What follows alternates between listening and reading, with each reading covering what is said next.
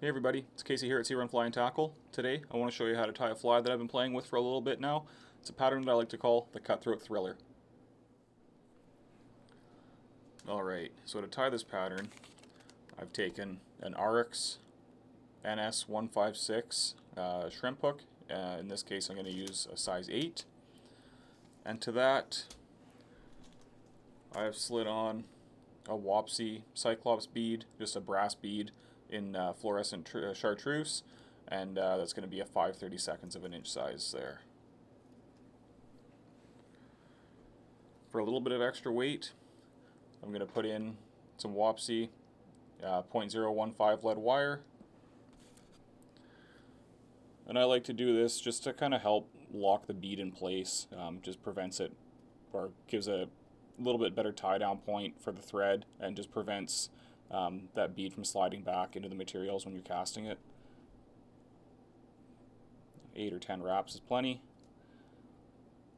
You can do more, you can do less, you can omit it if you like, but I just like to add that little bit extra weight, push it up against into that bigger opening in the bead, and just helps, like I said, lock it all into place there.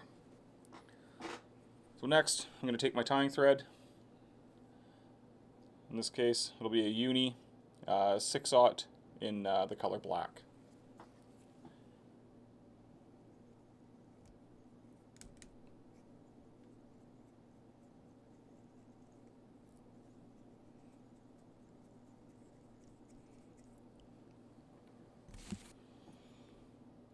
Trim off that tag.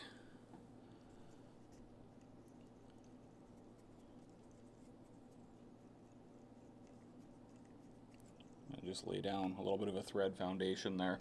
So for the tail on this fly, Wapsi, Woolly Mugger Marabou in black.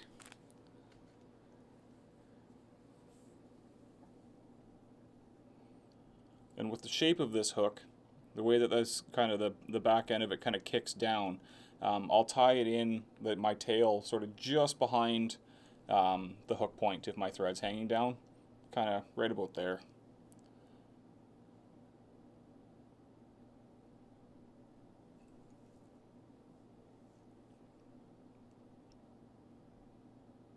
Shorten that up just a little bit.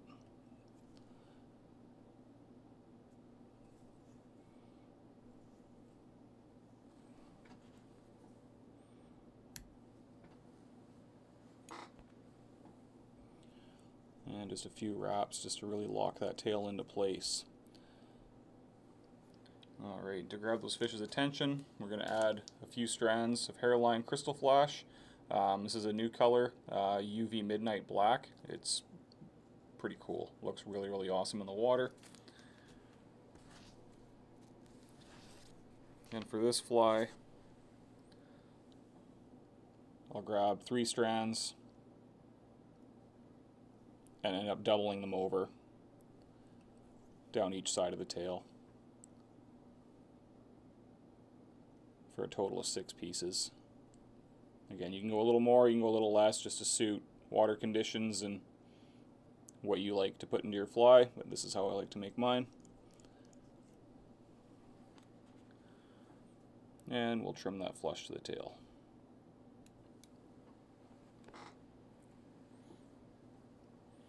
Now that we've got our tail tied in, for the body, I'm just going to cut off a couple inches of Wapsi Tinsel Chenille, size large, in the color Royal Blue. I'll pull a little bit of that tinsel away from the core, exposing the core to tie in.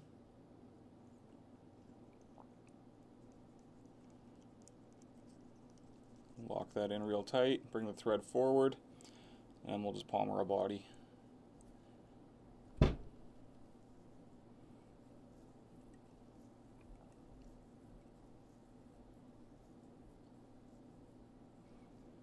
And I'm going to bring that almost all the way up to the bead head, just going to leave a little bit of room to make a small dubbing loop.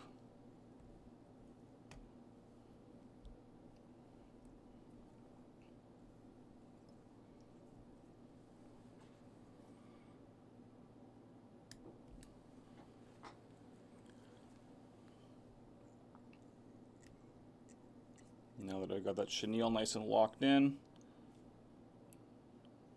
make a small loop here, fix it into place. Got my dubbing loop twister, and in that loop I'm going to take some hairline ice dub in minnow pearl back. It's kind of a baitfish sort of color. I just like it in this fly just to add a little bit of volume and just a little more sparkle just to help grab their attention.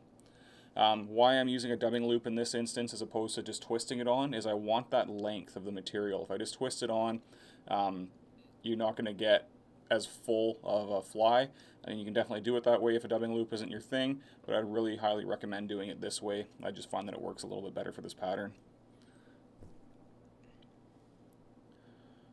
Don't need a ton, don't need to make it super bulky, but just enough in there, like I said, just to add a little bit of volume to the fly, a little bit of flash.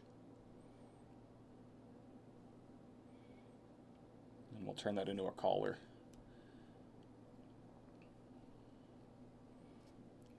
Twist up my dubbing loop without knocking over the camera.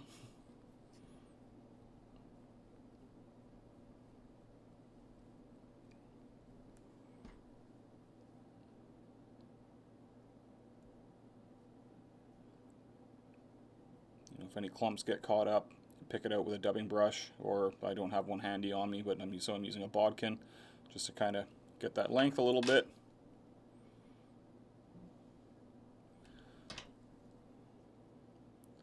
Transfer that over to a pair of hackle pliers.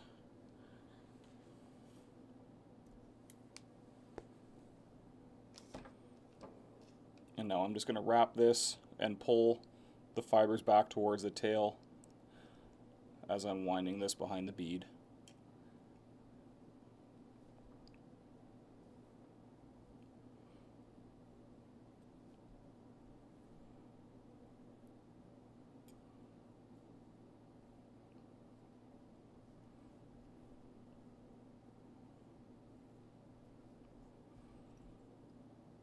Secure the end of that dubbing loop.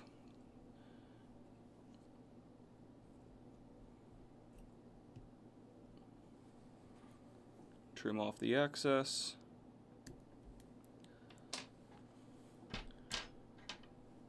And I'm just going to tease this out a little bit.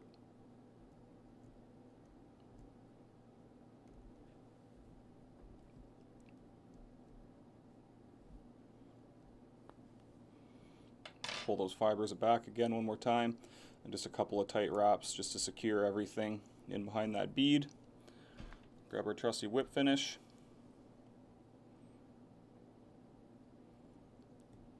Couple of wraps.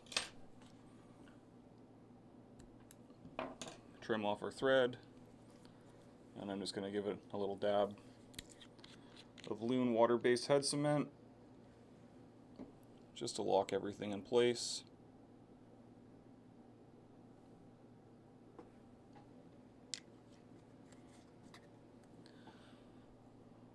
From here, I'll trim off any fibers of that dubbing that are just a little bit too long.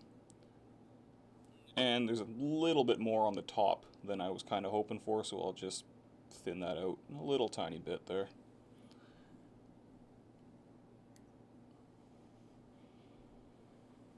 So this is something that I've been playing with for a little bit now. I've had a lot of success with it fishing for cutthroat.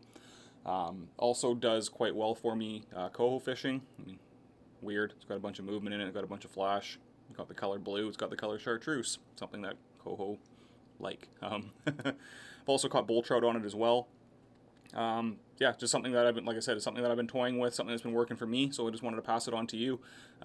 Give it a try, see what you think. Let us know in the comments below if you like this fly or like these videos. Hit that like button, give us a smash on the subscribe in the YouTube there, and check us out online, www.c-run.com. We've got all your needs here at the shop. Thanks for watching.